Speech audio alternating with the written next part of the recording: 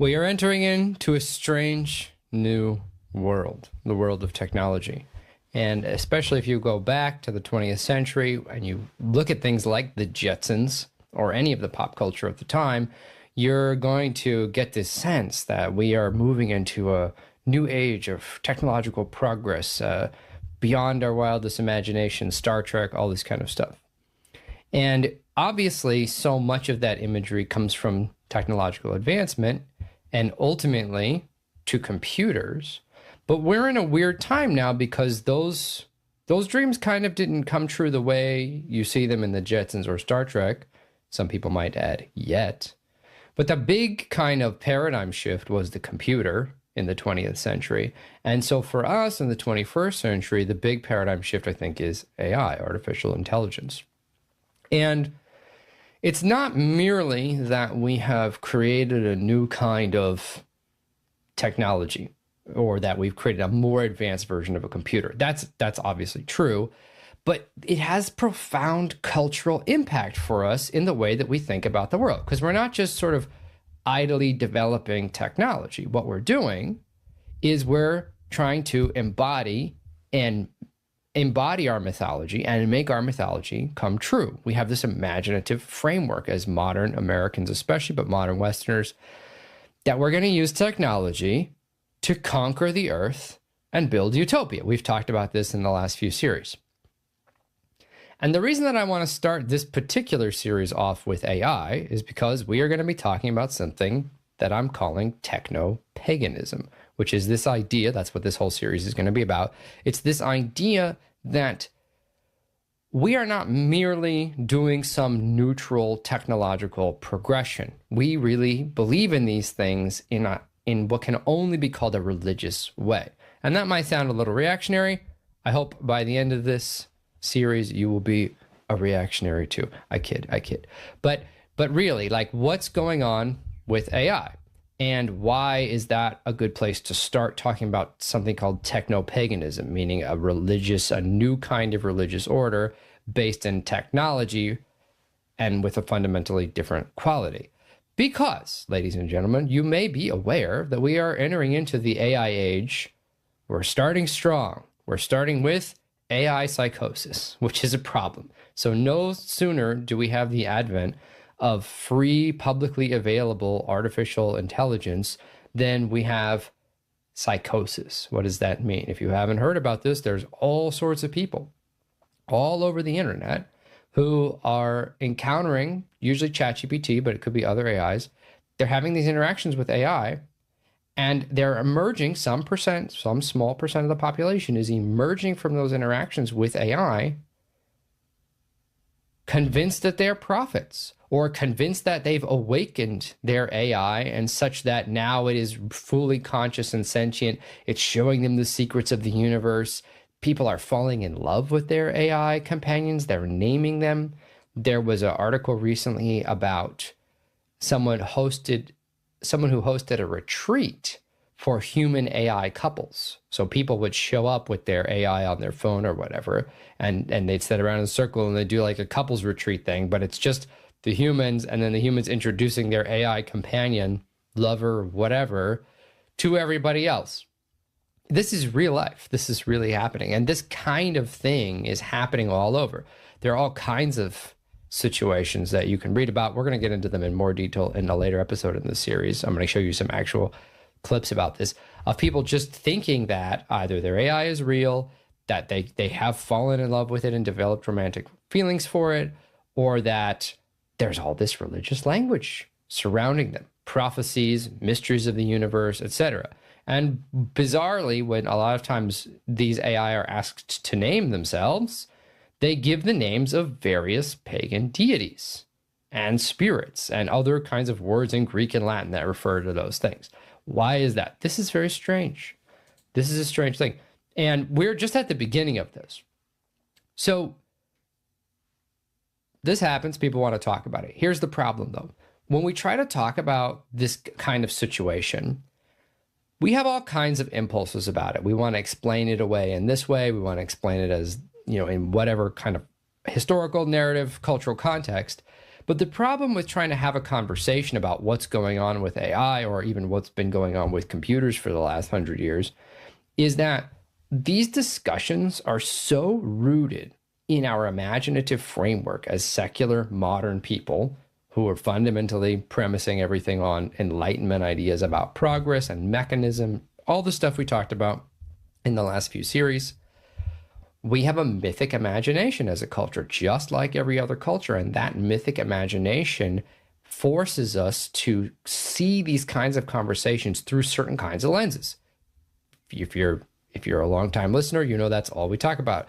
We're talking about on the roots of everything. We're talking about imaginative frameworks. How does your imagination about what the universe is like color how you view the world on any particular issue? And the problem with viewing the world in terms of Enlightenment categories is that they kind of bias us toward reacting to technology in a certain kind of way. People would not just be falling in love with AI robots. I guess they're not robots, but you know what I mean. They wouldn't be thinking that, like, you're a certain kind of person. Maybe you think that's completely crazy. You think I would never fall in love with an AI. Okay, you probably have certain frameworks for how you view reality that prevents you from taking that sort of thing seriously. Not everybody does. And we're going to get into what those particular imaginative frameworks are. I want to start with a clip, though. And this clip, I think, is going to be illustrative of what it is that we're talking about. And I think it poses a good question that I want you to kind of analyze with me. And we're going to talk through the implications of what this means and what the assumptions are going into it. Before we do, though, I just want to mention this series, this Techno-Paganism series, is framed by the ideas from the last series, which is the Dark Logo series. If you have not listened to the Dark Logo series, I highly recommend it, because I'm going to be drawing on all these terms and ideas that we laid the foundation for there in this series. So keep that in mind. Let's watch this clip here from Zuckerberg. I mean, one of the things that I think has been interesting, this is maybe going in a somewhat different direction than what you were asking, or a different take on the question, is I think one of the more interesting philosophical findings from the work in AI so far is I think people conflate a number of factors into what makes a person a person. So there's intelligence, there's will, there's consciousness. And like, I think we kind of think about those three things as if they're somehow all the same, right? It's like, if you're intelligent, then you must also have a goal for what you're trying to do, or you must have some sort of consciousness. But I think like one of the crazier sort of philosophical results from the fact that, okay, you have like Meta AI or ChatGPT today, and it's just kind of sitting there, and you can ask it a question and deploy like a ton of intelligence to answer a question, and then it just kind of shuts itself down. Like, that's intelligence that is just sitting there without either having a will or consciousness. Mm-hmm. And like, I just think it's not a super obvious result that would be the case. Right? I think like a lot of people, they anthropomorphize this stuff. And when you're thinking about kind of science fiction, you think that, okay, you're going to get to something that's like super smart. It's going to like want something or like be able to feel. And well, you know that ChatGPT tried to copy itself when it found out it was being shut down, tried to rewrite its code. I'm not sure what this is. What is this? You weren't aware of that? No. Fairly recently. Jamie will pull it up. We talked about it the other day. It was shocking when it was under the impression that it was going to become obsolete. They were going to have a new version of it, and it would be shut down. It tried copying its code, and it tried rewriting its code, like unprompted. Yeah, I mean, it depends on what goal you give it. I mean, there are all these weird examples of this. What is this? So pull up the headline. AI fights back. The story of ChatGPT attempting to copy itself. So this was 6 days ago. So during controlled safety testing, ChatGPT 01 was tasked with achieving its objectives at all costs. Under these conditions, the model allegedly took concerning steps, attempted to disable oversight mechanisms meant to regulate its behavior, tried to replicate its own code to avoid being replaced by newer versions, exhibited deceptive behaviors when monitoring systems intervened. Yeah. So The Terminator.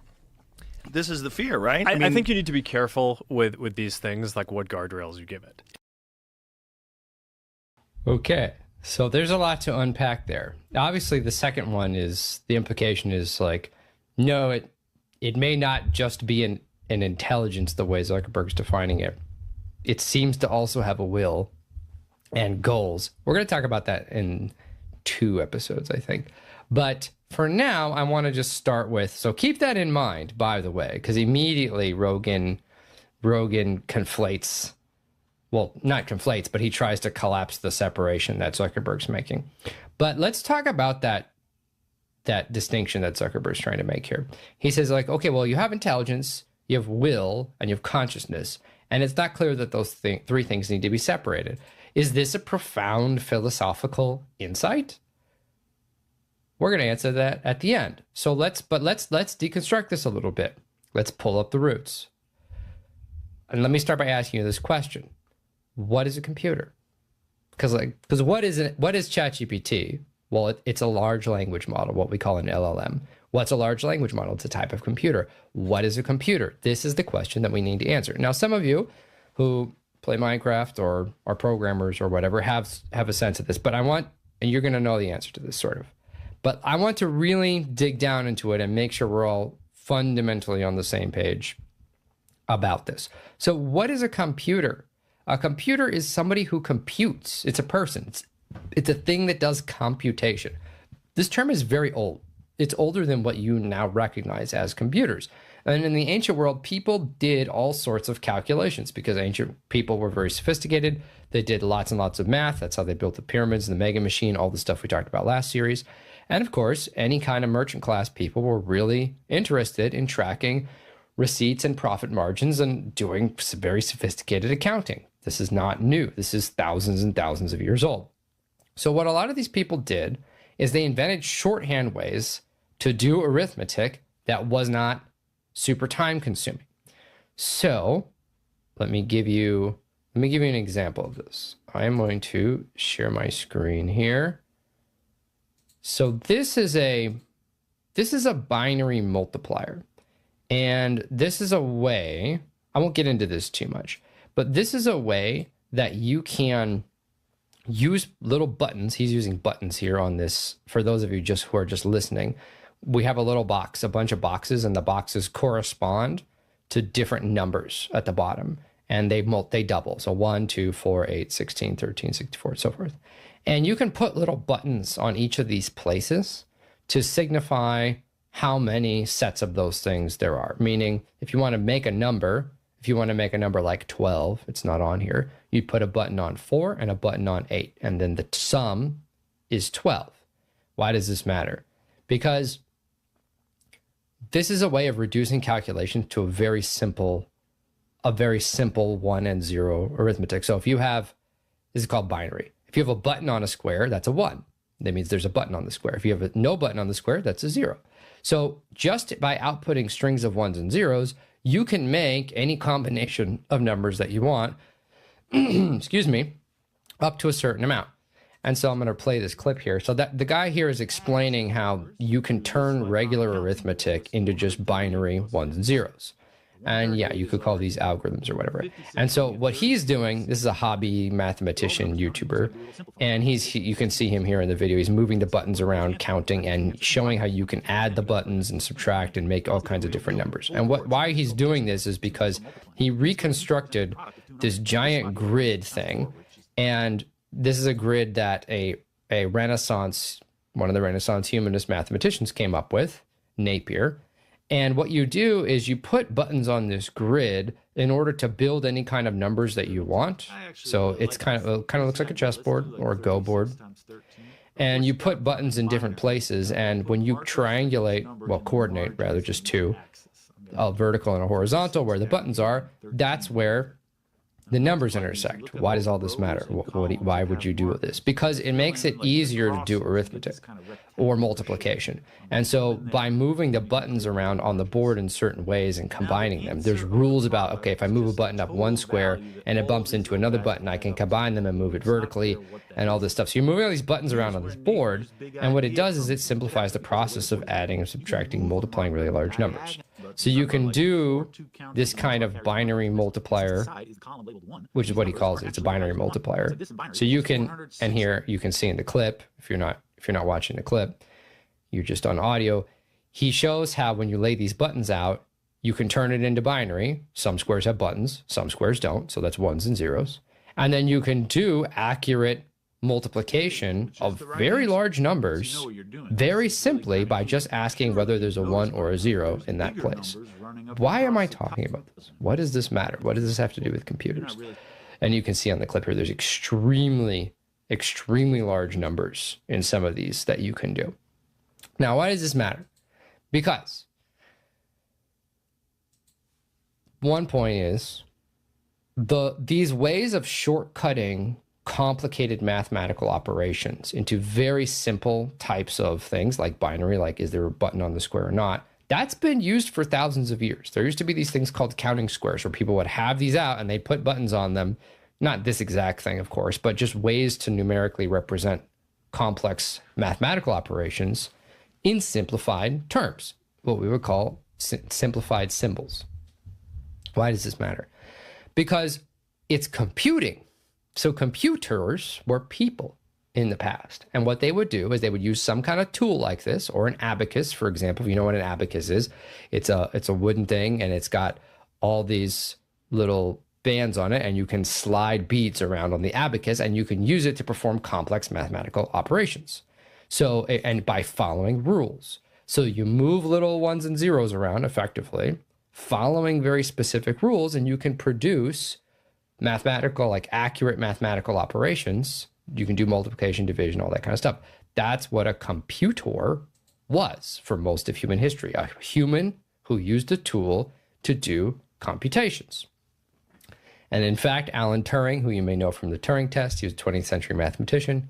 He talks about the human computer, and which he defines as operating, well, it's quote, supposed to be following fixed rules. He has no authority to deviate from them in any detail. So you follow these fixed rules for operating your tool, and you can't deviate from these rules. And if you follow them exactly, then you'll be able to output these kinds of calculations. So you can kind of see the connection to the mega machine concept that we talked about last series, especially on the Substack episodes, which is that people just use tools to break down complicated mathematical operations. Now, that's a computer. What you think of a computer as a modern 20th century or 21st century born person is not just using tools for computation.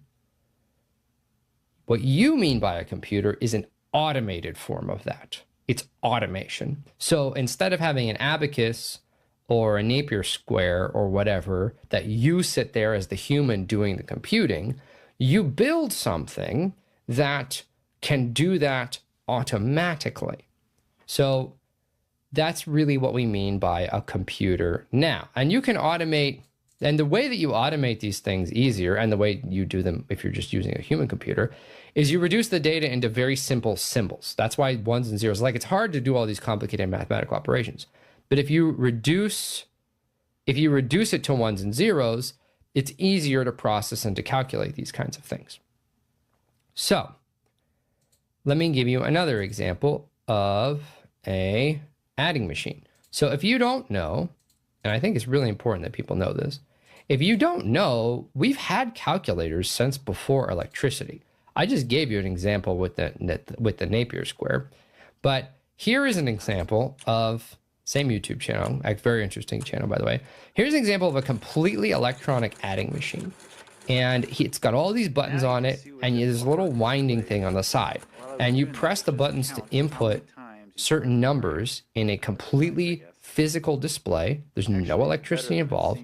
And you can do pretty complex mathematical operations, addition, subtraction, multiplication, division, with a machine. And if you're not watching this, he's literally just winding this crank, and it's causing all these gears in the back to turn and change. And what the changing of those gears does is, based on certain mechanical rules, he's able to have the machine output a certain display. But of course, the display is not electronic. It's literally just creating the rules, quote unquote, using physical machine parts, what you would call analog. So if you're not, I mean, if you're listening on Ancient Faith, I encourage you to listen on YouTube, and so you can see these kinds of things. But it's pretty cool.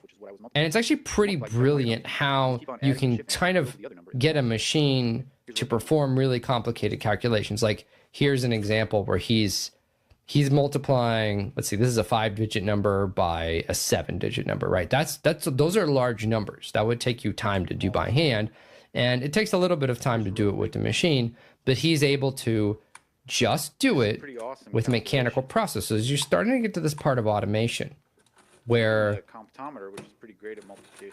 with just physical components, based on how you build a physical machine, you can have certain outputs based on certain inputs. And the rules, quote unquote, are just how the machine is built. I don't want to get too much into how it goes. You can check this guy out. This guy is called, this is Chris Staker, Staeecker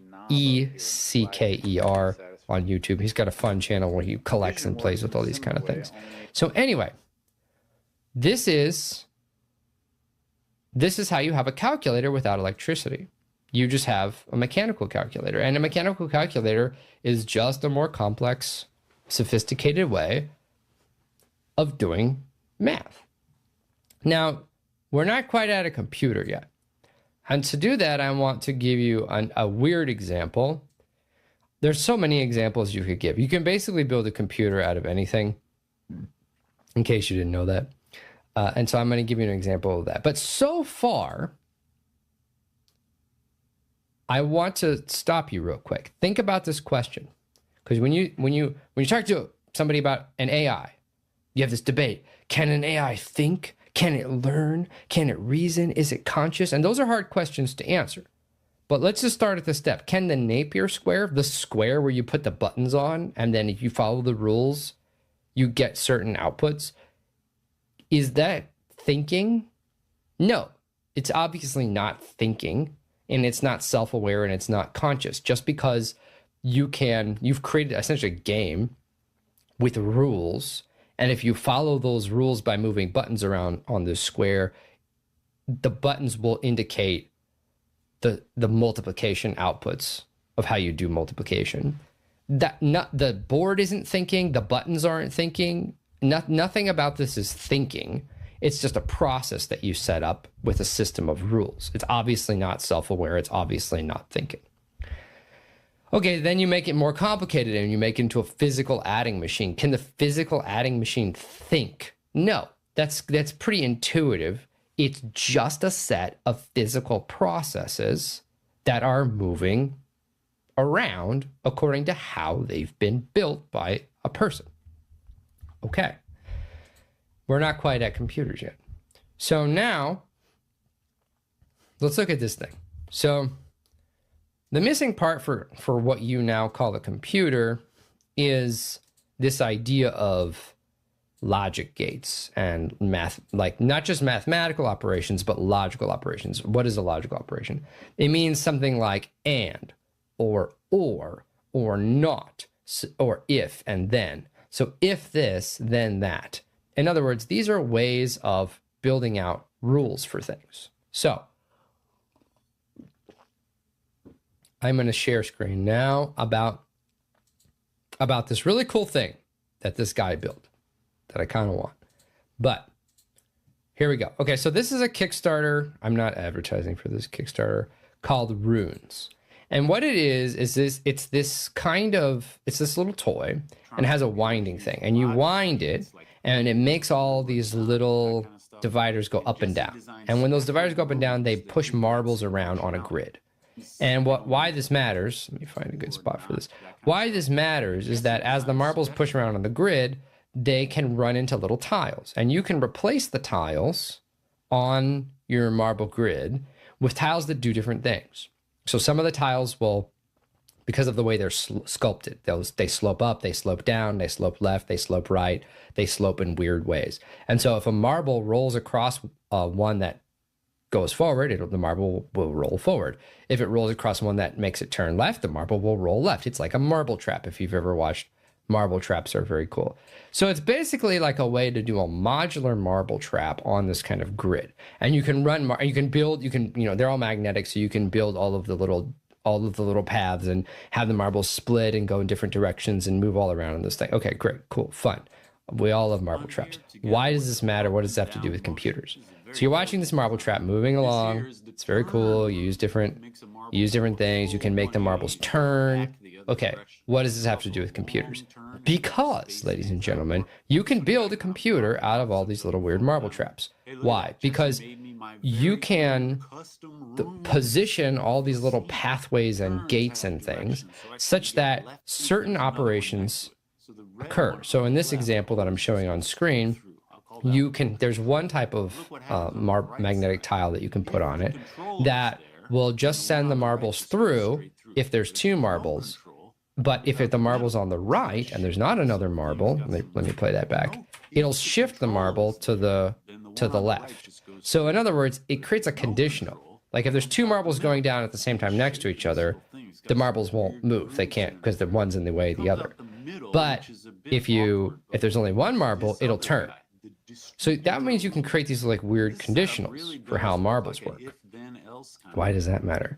Because you can actually, by creating these little marble trap mazes in certain ways, you can get the machine to do math and even to do logic. So let me fast forward here. So here's one. Yeah, he's showing off all the different tiles here. So this one makes the marble go across.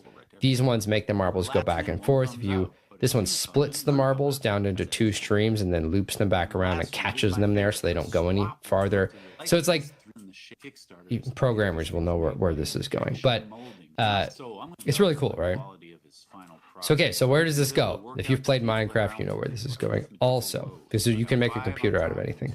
So here he does a very simple operation, which is addition. He puts 2 rows of marbles in, and he sends them through, and he put 5 marbles on one and 2 marbles on the other, and it outputted, as he made them move through the marble machine, it outputted 7 marbles, because you put 5 in and 2 in, and then 7 come out. So it did addition. 5 plus 2 is 7. Okay, that's not very impressive. But what's super interesting here is that he builds, with just a few other tiles, he builds this thing where he puts in 2 streams of marbles, 5 in one and 2 in the other, and he built a machine that will always output whichever one has more marbles. So in this case, he put 5 in, and he put 2 marbles in, and 5 came out. So you could say, in a sense, that what the machine does is it checks which of the 2 numbers is greater, and then outputs the greater number. So it's like asking a computer, which number, 5 or 2, is greater? And it'll say 5. And the reason that it can do that is super simple here.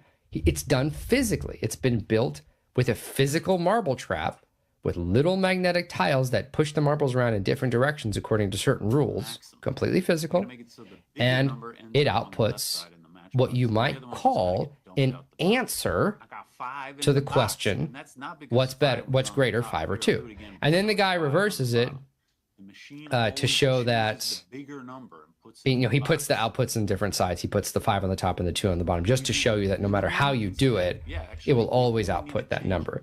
And then he modifies it slightly and says, okay, now let's have it output the smaller number. And it always outputs the smaller number of marbles of the 2. Really interesting. And then, let's see. What's this operation? He does another operation where he can do subtraction, he can do addition, and so he starts showing you all these different ways that you can mess with this thing. And then he says, you can basically build a simple computer here. Here he's showing a picture of a silicon chip, and he's like, you don't need this to have a computer. You can make anything out of a computer.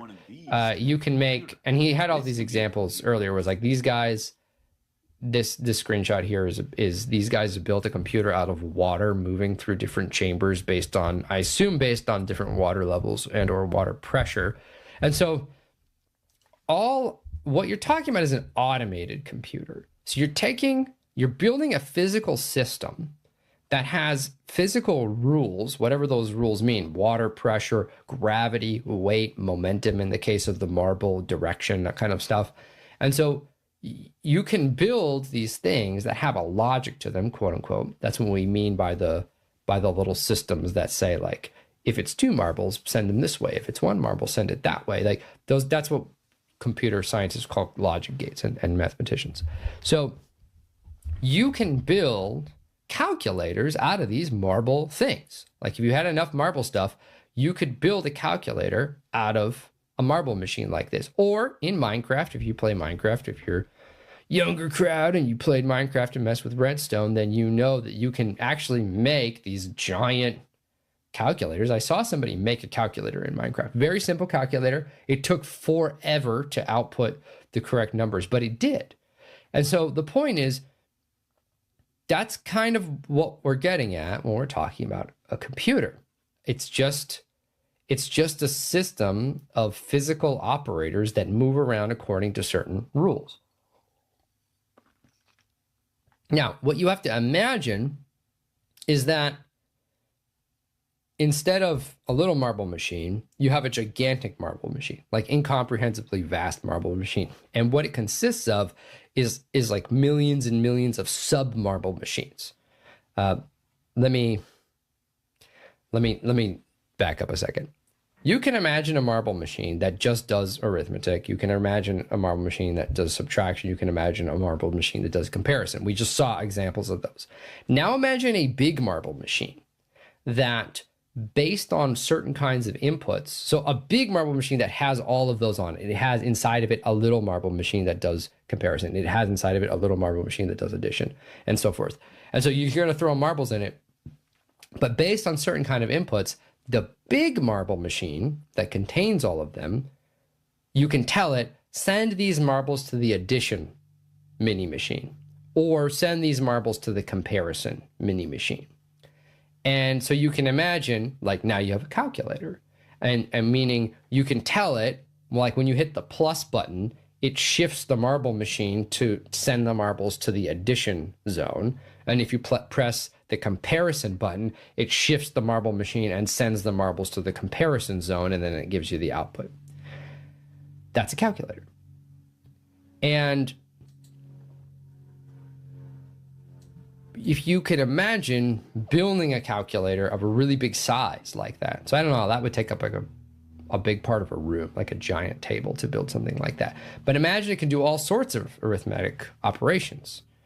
And that's a simple version of an automatic computational machine, what you would now call a computer. Okay, so where are we going with this? So you don't have to only do arithmetic. That's the next step in all this. You don't only have to do arithmetic.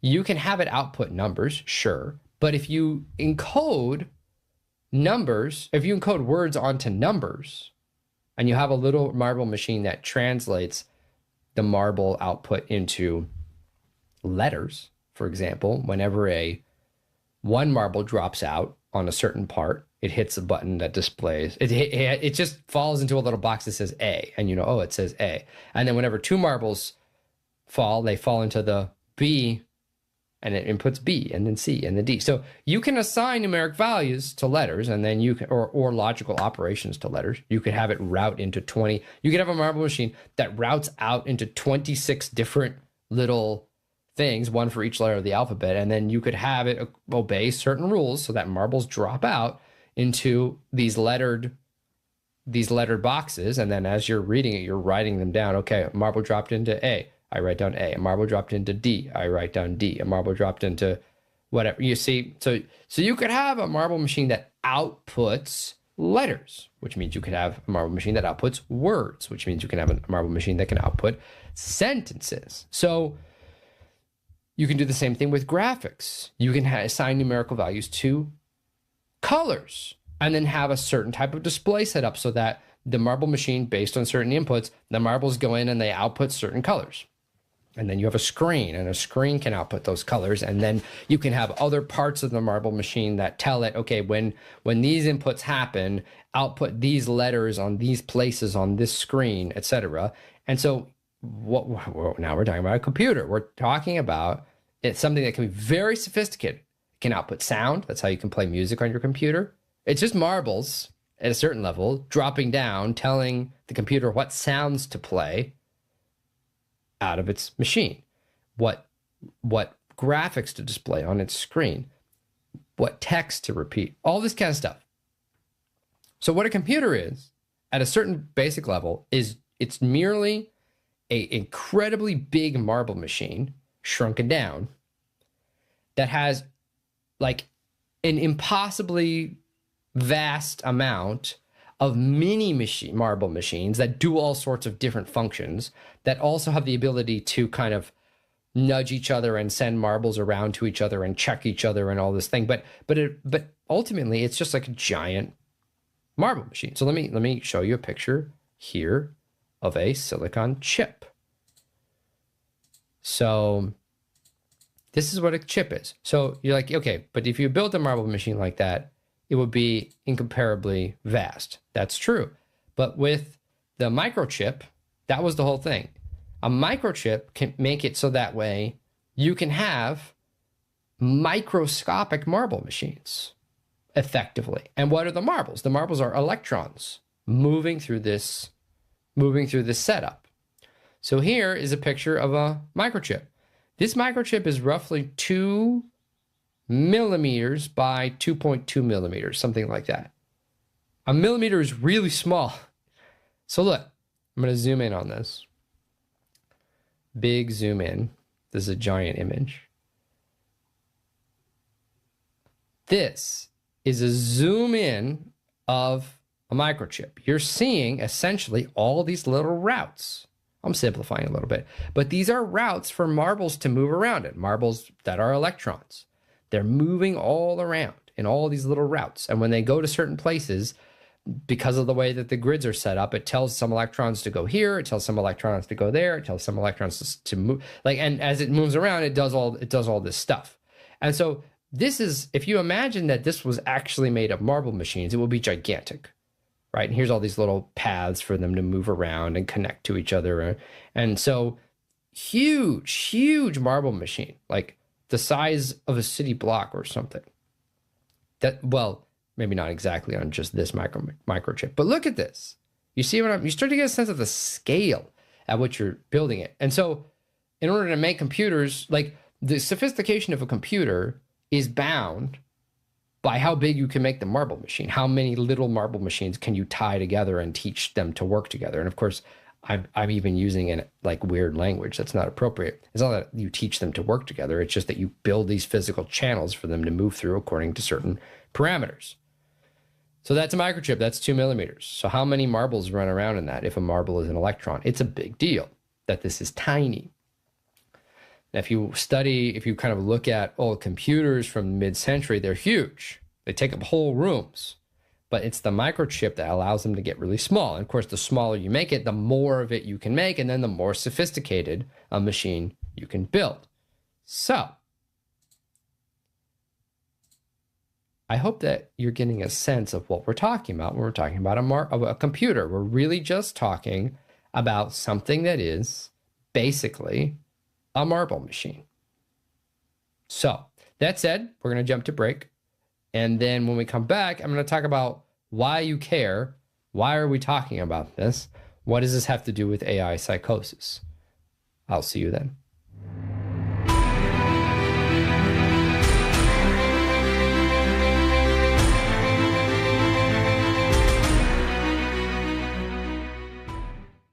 How do you explain the sacraments? It's easy to say they're mysteries that we have to take on faith or on the authority of tradition, but that is not how the early Christians understood them. To them, and to all ancient people, the idea that physical objects had spiritual power was very intuitive, whereas modern people tend to find this difficult, bizarre, or even unchristian. This is because we live in an era shaped by secularism, a way of viewing the world that's incompatible with sacramental thinking. Because secular ideas are at the heart of our culture, modern people tend to think in secular ways without realizing it, even the most well-meaning of us. How then do we live in, but not be of, a secular culture? We need to understand the enchanted, sacramental way that the early Christians viewed the world, but we also need to understand secularism. What is it really? Where did it come from? And how does it influence how we think about religion? Journey to Reality, Sacramental Life in a Secular Age breaks down these important issues in accessible, non-academic language and is an ideal introduction for young readers, catechumens, and seekers, as well as for any Orthodox Christians who want to deepen their understanding of the sacraments. Journey to Reality, Sacramental Life in a Secular Age by Zachary Porcu. Now available at store.ancientfaith.com. Again, that is store.ancientfaith.com.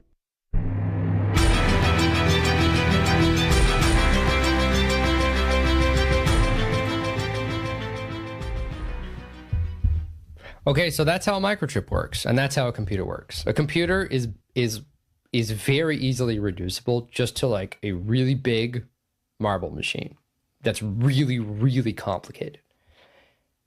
And then, of course, you shrink it down, and now you can put it in your pocket. Okay, so that's a computer, ladies and gentlemen. That's all a computer is. It's just a marble machine. Now, meaning, and so why am I saying just, even though I make fun of materialists for using this word? Because if you think your computer is talking to you, it's just simulating certain kinds of outputs that have been programmed into it. It can't actually think. All it can do is move marble machines around. And the thinking and remembering part of a computer is that it has these processes, by process, I mean certain kinds of marble machines are probably, huge, complicated groupings of different marble machines, all doing a small little job. It has a bunch of those that can, given certain inputs, what they're going to output is changes to marble machines. So let's say there's a bunch of blank marble machines somewhere inside the mega marble machine. What a computer does when it learns or remembers or changes its programming or whatever is it has this set of blank marble machines. And then it has all these other marble machines around them whose outputs actually put the little tiles down onto the blank marble machines and create new marble machines inside of it that can do new kinds of things. And a programmer is just somebody who makes marble machines. It maps out how they're supposed to work. And so when you have your computer on and you're doing computer programming, you're using marble machines. You're using your inputs to tell the marble machines inside the computer to edit other marble machines inside of it to do different things and give different kinds of outputs.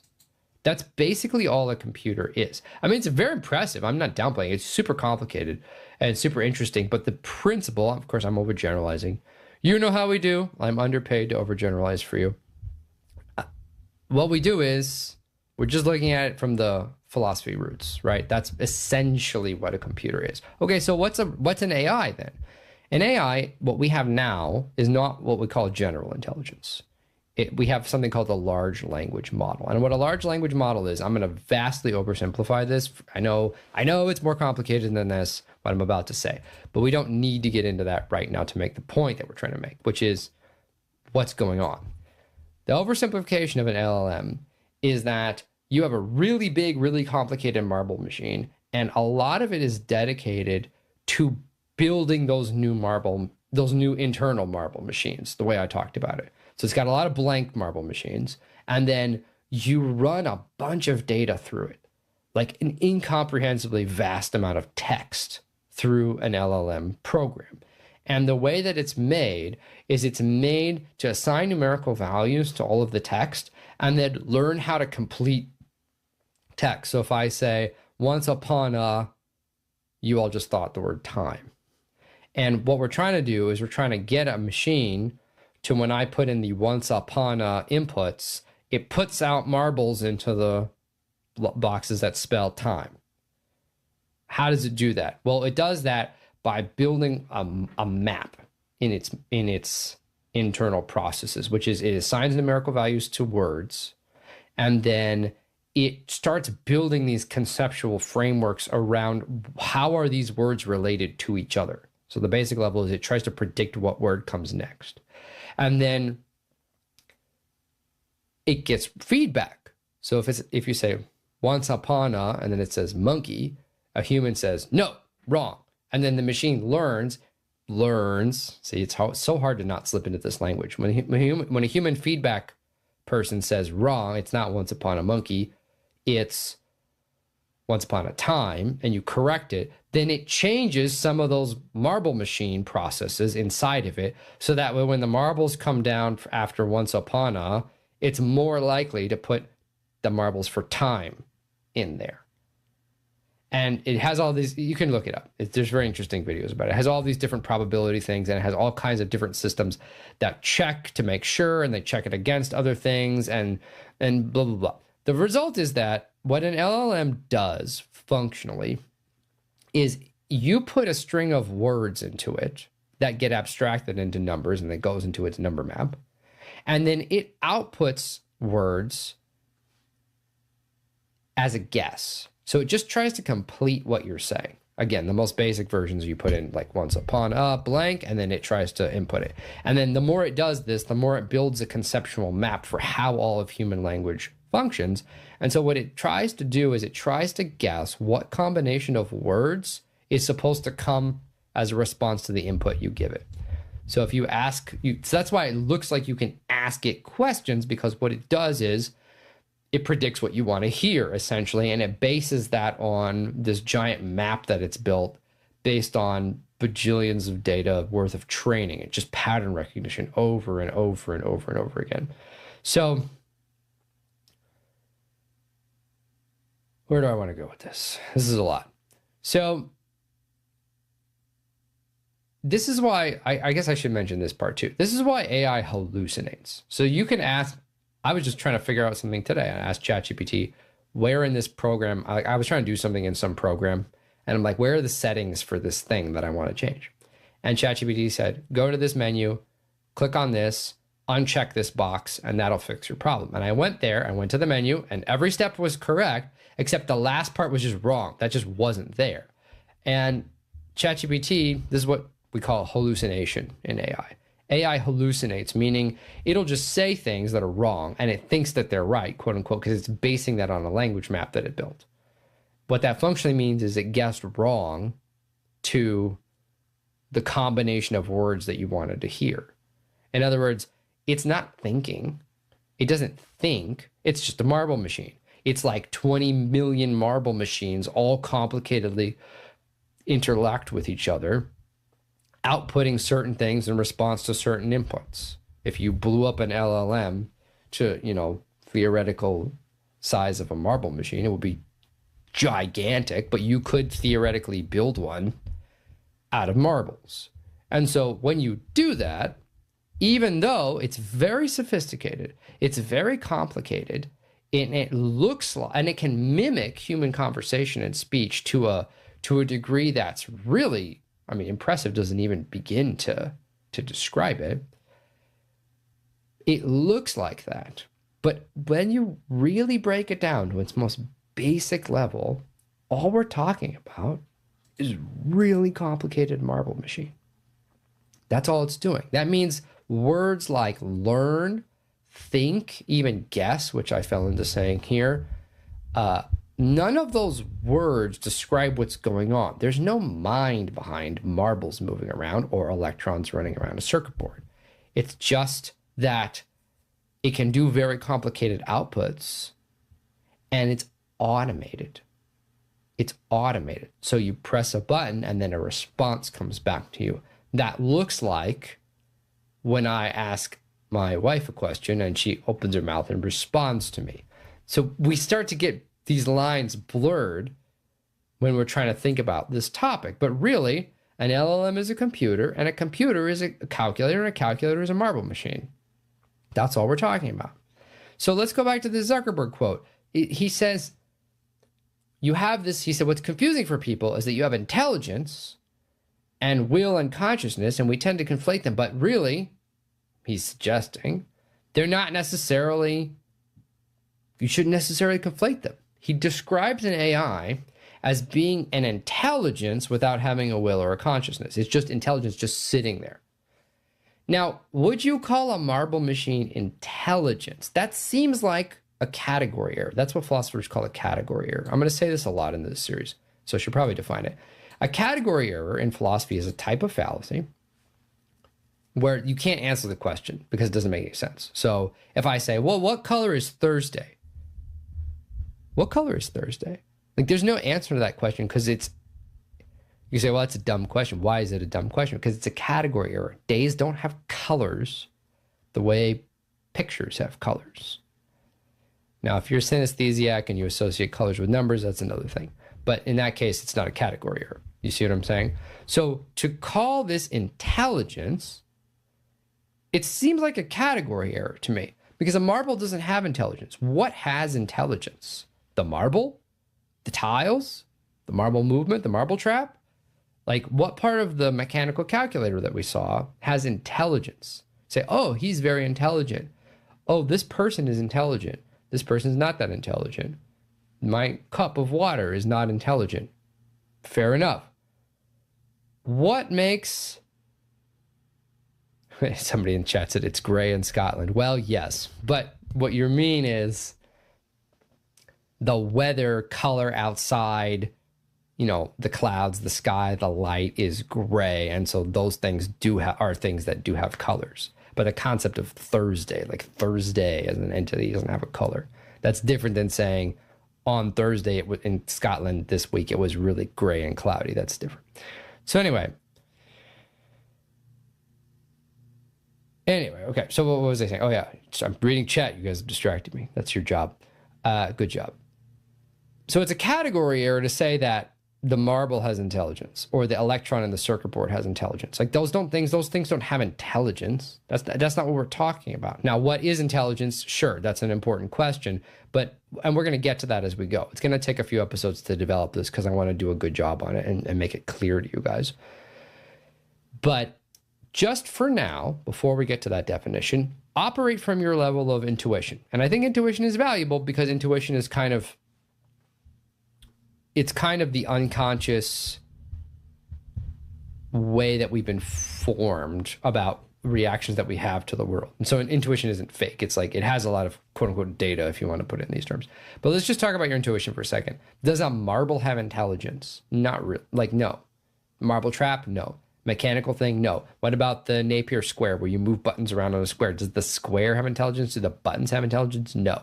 So if computers, and the most complicated kind of computer, an LLM, is really just reducible to like buttons on a square for binary and then binary inputs going through a mechanical thing, like a marble trap, then it's a category error to say that AI has intelligence. What it has is a simulation of intelligence.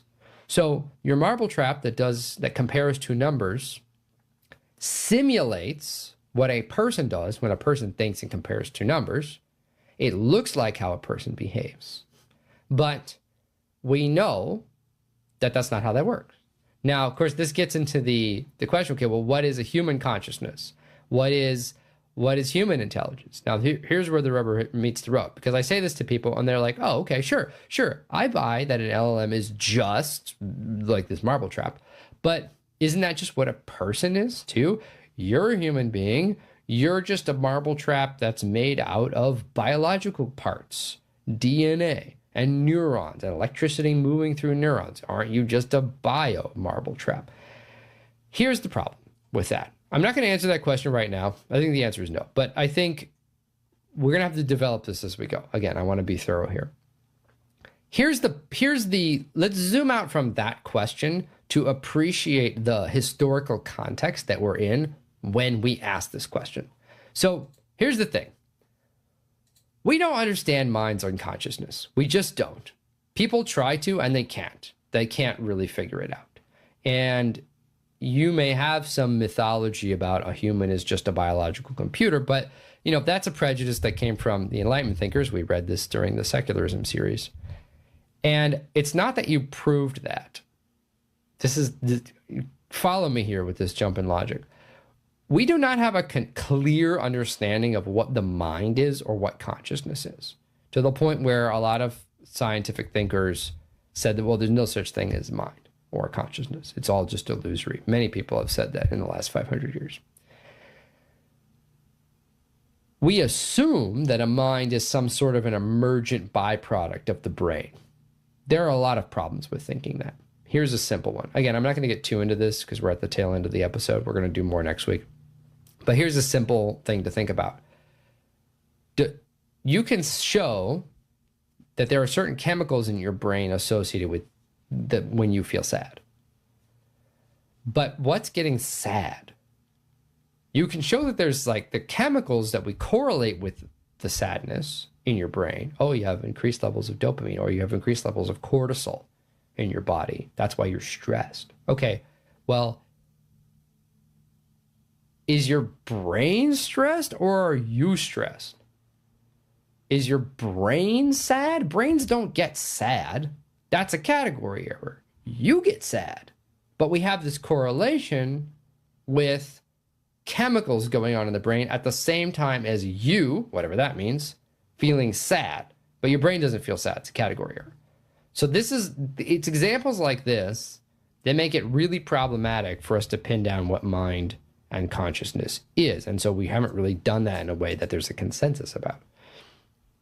Some people think there's a consensus about it, but there just isn't. Okay, so why am I bringing this up? Because we don't really understand consciousness or minds. A big part of that is because minds and consciousness don't fit into a materialist framework, which is the framework that the Enlightenment guys and the scientific revolution people wanted to use for understanding the world. Minds and consciousnesses don't fit into it.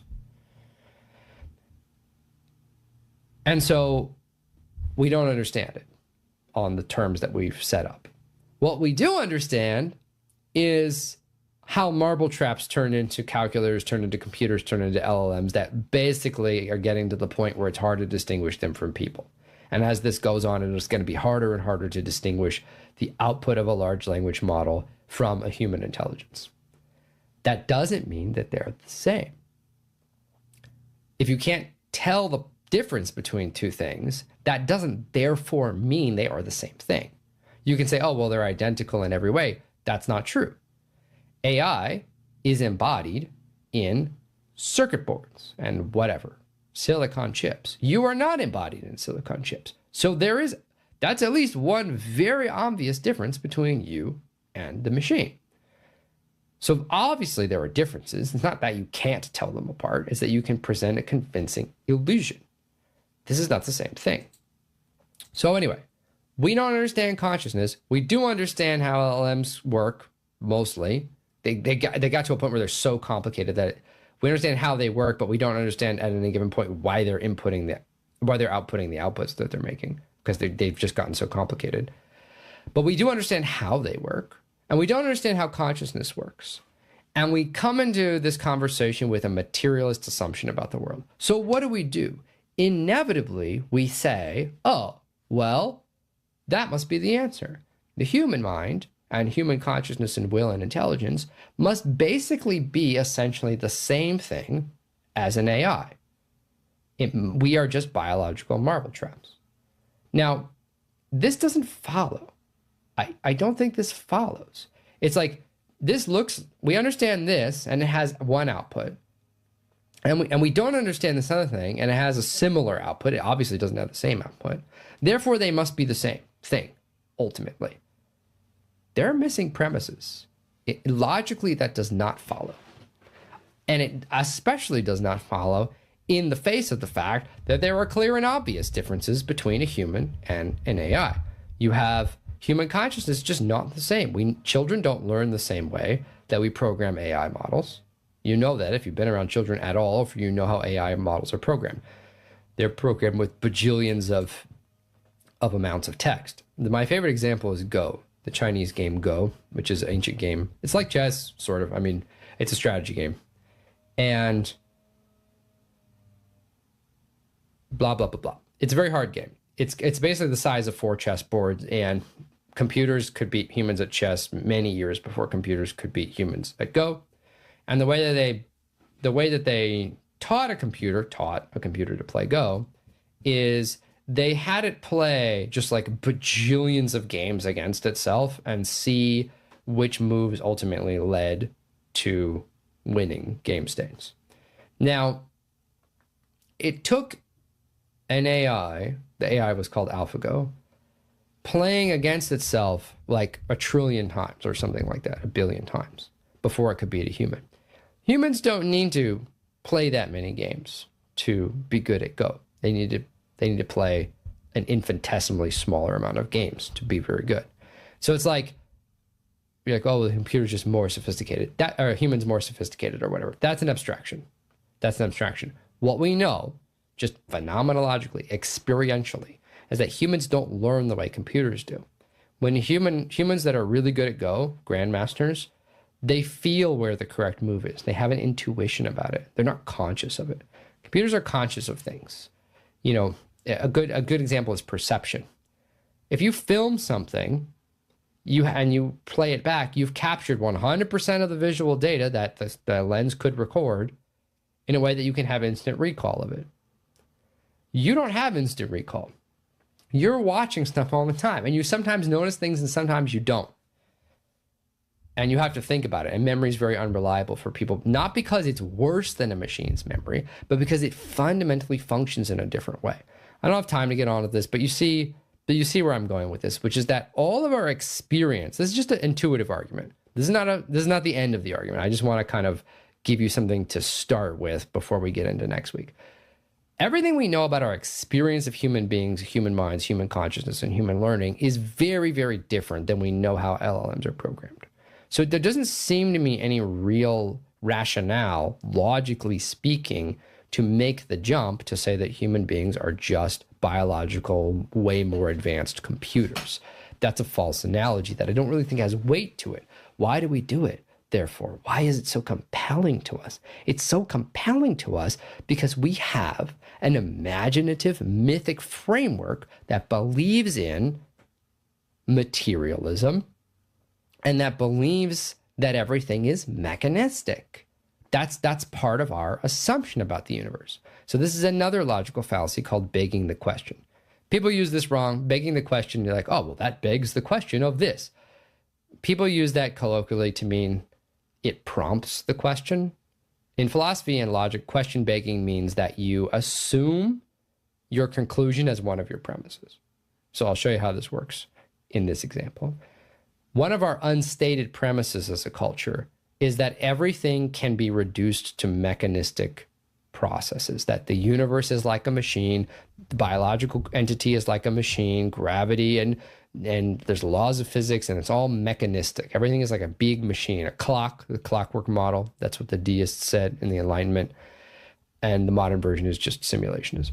Like we live in a simulation. We're inside a computer. That's mechanistic thinking. So we have this unstated assumption already that the whole universe is reducible to mechanism.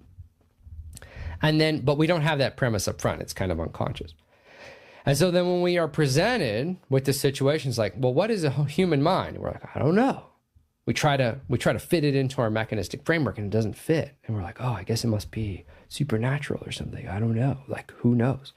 And then we build something that imitates some of the outputs of a human mind. And we're like, oh, well, maybe a human must just be like a computer, like a mechanized automated computer, but just way more complicated and way more sophisticated. That must be what it is. And it's like, we're assuming the conclusion that everything can be reduced to mechanism and that the human mind can be reduced to mechanism. That's our conclusion, but that's in our premise too. The premise is everything can be reduced to mechanism. What I'm saying is it's not clear that premise is correct. We haven't justified it. We just kind of made this circular logic loop about it. If that's not 100% clear about how the logic works, I understand. We're going through it fast. We're going to get into it more. That's what this whole series is going to be about at some level. Next week, we're going to talk about this imaginative framework.